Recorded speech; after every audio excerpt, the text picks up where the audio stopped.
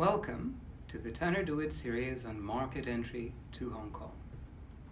In this recording, we are going to speak about personal data protection in Hong Kong. Did you know that Hong Kong was the first jurisdiction, the first place in Asia Pacific to introduce a standalone, comprehensive data protection and privacy legislation? That was the Personal Data Privacy Ordinance that became law in Hong Kong in 1996. What then is the approach of Hong Kong to data privacy? As we've remarked before, Hong Kong adheres to principles of the free market, so you'll not be surprised to know that in Hong Kong the approach to data privacy is a balance between free market principles and the protection of personal information and personal data of the individual. What does this mean in practice? Well, firstly, there's a principles-based approach to personal data protection. The Data Privacy Ordinance sets out 6 data protection principles that all businesses should follow.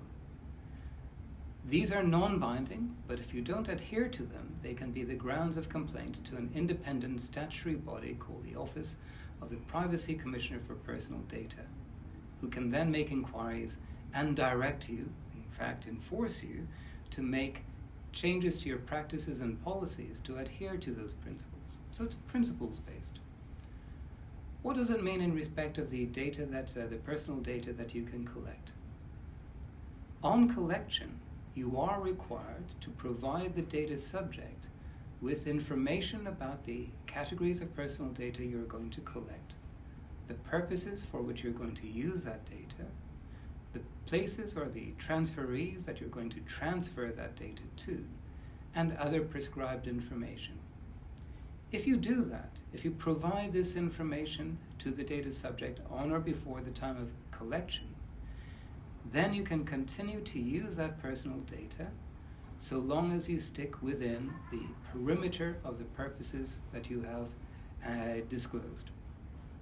Now, you still need to make sure that you only retain the personal data for as long as you need for the purposes that were disclosed. You still need to make sure that the data remains accurate, and you also need to make sure that you're using lawful and reasonable approaches in how you collect and use the personal data in question. You also have to adhere to principles relating to the security of the personal data to make sure that you are taking all practicable steps to prevent unauthorized access, deletion, or use of the personal data in question.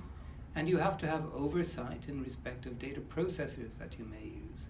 But these are principles that you'll be familiar with in other regimes. In general, the approach to data privacy protection in Hong Kong acts as a bridge between the somewhat stricter regimes that might apply in the European Economic Area or in the rest of mainland China, and other regimes which allow a higher degree of freedom in respect of the movement of data.